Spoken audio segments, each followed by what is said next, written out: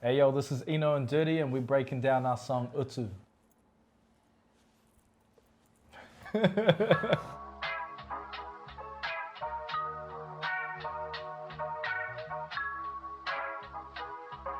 Yeah, a razor sharp Utsu, raid your paws Utsu.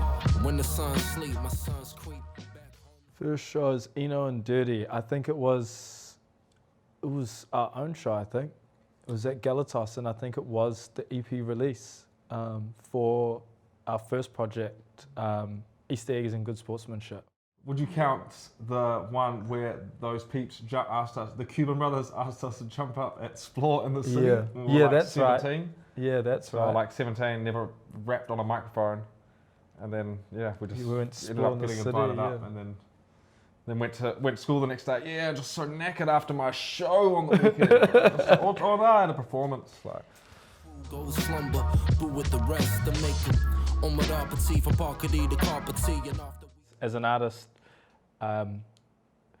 sometimes we write 10 songs in a week, and then we could go like 5 months without writing anything, which used to be very frustrating at times, But yeah, as we got older, we've learned to like not force things and let them just unfold as it is. It could be me sending him things and him going away and writing himself, or a lot of it can be us, in the same room, just vibing out. I'll be playing beats, or we might work on something together from scratch, Could be him like, oh, yo, I like the sound or the sample. I can see what I can do with it and take it from there. And vice versa with the writing, it's, I'm not a wordsmith, I'm a producer, but, there's things that I hear and I'm like, oh, yo, Manu, like, can you put words to this, or tell me if this flows dope anyway, and, he'll be able to put words to it and fill in the blanks, But yeah, it's always different. and I think that's the best part about it. Like, we've never been like, okay, this is how we have to make a song, you know what I mean? Like, I'm gonna make the beat, you're gonna write a verse, and then you're gonna write a chorus, then you're gonna write a verse, then you're gonna write a chorus. And I'm not gonna talk to you during that whole thing, then you're gonna finish it, then we're gonna record it, then we're gonna throw it away, then we're gonna move on to something else. It's like, hell no, there's no rules. Like, I might just write a verse and then we'll just leave it. Like, that song is just one long verse. Like, I think it changes up every time, which is dope and keeps it interesting, I reckon. Yeah, no rule book, just kind of, do what feels right, I think. You can always get better. So if you're always working, hopefully you're always going to improve. But I think with anything you do, rule number one is you got to have fun. Like, and as soon as the fun stops, that's when it's going to be hard to start creating. And I've tried that. I was like, yeah, sweet. I'm going to make this my only focus in life. I'm going to wake up and just write and make all these things. And I know for a lot of people that works, and that's super dope. But I was just writing garbage. I was just writing trash. I was just taking the easy way out, of all of my writing. Like, in terms of hip hop, in terms of rap, you have to be unique. You can never take the easy way out, I think, anyway. You always have to try and, for example, you don't need to always rhyme world with girl. You know it rhymes, 100 people have done that. Lyrical with miracle, that's dope, like, cool, but don't take the easy way out. And I think if you're forcing yourself to create music, you're gonna fall into that. You might fall into that trap of taking the easy way out. But then again, there's no right or wrong. No right or wrong. See me in the street, slap me in the face and tell me I'm wrong, because whatever works for anyone. Anybody left, roast for the after feast. Put your future in the hungry smoke. Hit 'em with it. We wrote Utsu, I think 2017 in Manu's kitchen.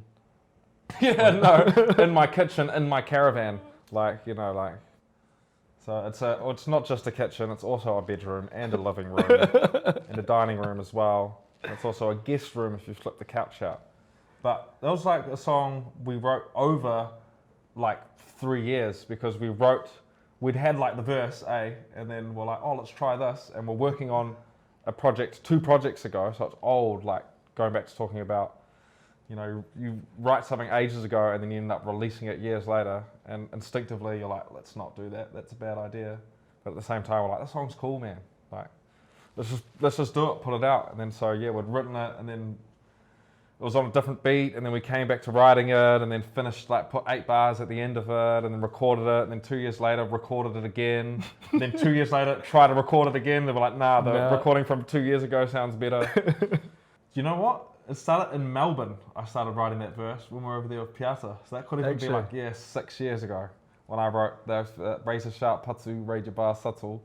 Because I remember just wanting to rhyme something with razor sharp patu, and then. Yeah, for me, it was like just the first 8 bars that you kind of spitted when we were tracking it.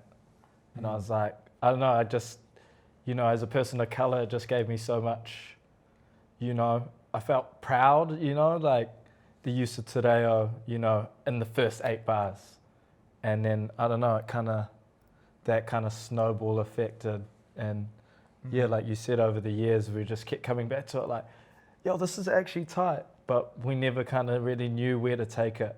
Yeah. And I guess the finishing part of it and why it took so long was, you know, growing and building, I guess, that confidence to use like your native tongue is to say, you know, within your art, you know, and for us, our art being, I don't know, rap, which is, you know, traditionally, I don't know, American, you know, like people trying to rap with American accents and etc. And yeah, I don't know, it just made me feel mad proud, like using te reo in rap, you know, and not making it sound corny at that. Yeah, I mean, it's supposed to kind of like sound unique, you know, and the concept of the song in terms of like the bars of it is like, okay, gangster rap, where it should just be like bloaty, stupid, silly, say whatever, I'm better than you because this, but used in a Māori sense. So instead of being, you know, a modern day G, make it 1700s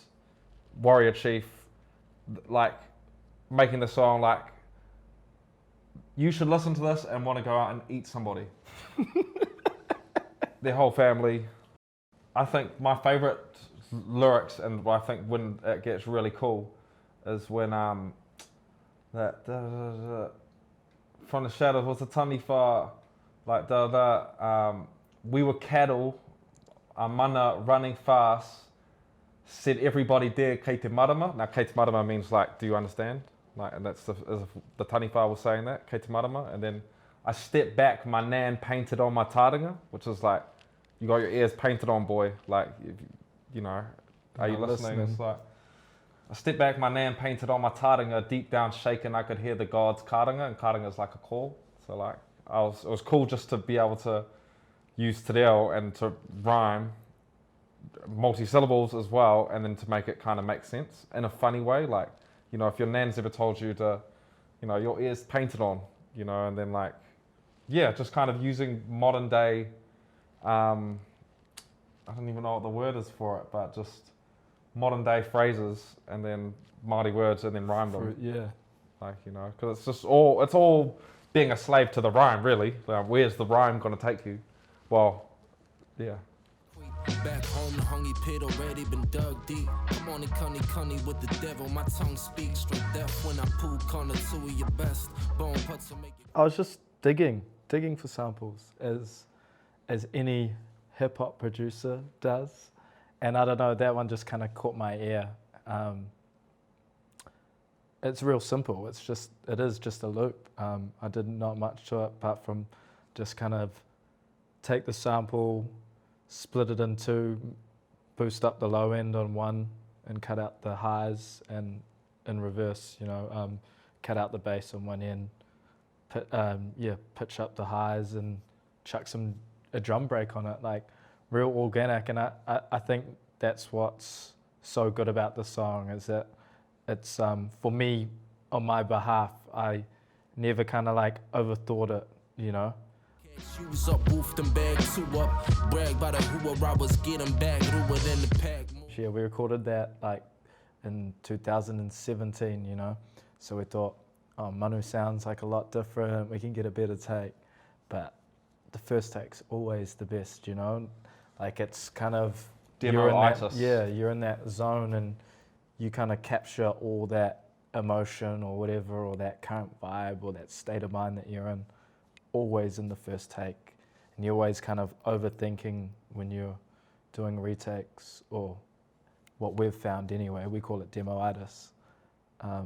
But yeah, we ended up taking in the old takes from like 2017, and we kind of like just try to polish that up as best as we could, because we were recording in a caravan with no pop shield whatsoever, like just the worst, like just real, everything was real makeshift. I mean, and it still is today. Yeah, you don't need makeshift. I mean, you might, but you don't need all the You don't stuff. need the big the tools studio, don't make the yeah. builder. You could have Dr. Dre producing your beats, and it doesn't matter. It's just you just have to be. It just has to be good. Grab those, Utsu my religion, so fam don't talk about my iwi with We decided to put it out when our manager forced us to put out music because we hadn't put out music in ages. And we're glad he did. And then we dug deep in the barrel, and Eden's like, bro, let's just release Utu, it's mean. And so we had to listen back to it. We're like, dope, we'll just re-record it. Tried to re-record it, didn't work. And we're like, actually, the OG one is how we like the best. And yeah, we just put it out. We didn't think about it really. Yeah, we didn't go all over Facebook like, hey guys, special announcement tomorrow. Hey guys, special announcement in 2 hours. Just put it out. We just, make a song if you like it, just put it out. Like, Yeah, let the music speak let for the music itself. speak for itself. I think Yeah. it's very important. We can be very unmotivated, and I think it's okay to be unmotivated, but it's always nice to have someone around, like your parents or your manager or a friend that's like, come on guys, like really, put some work in, because at the end of the day, input equals output, the time and effort that you put into it now, is you get to reap the fruits of your labor later on down the track. So yeah, put in the hard yards. Yeah, totally.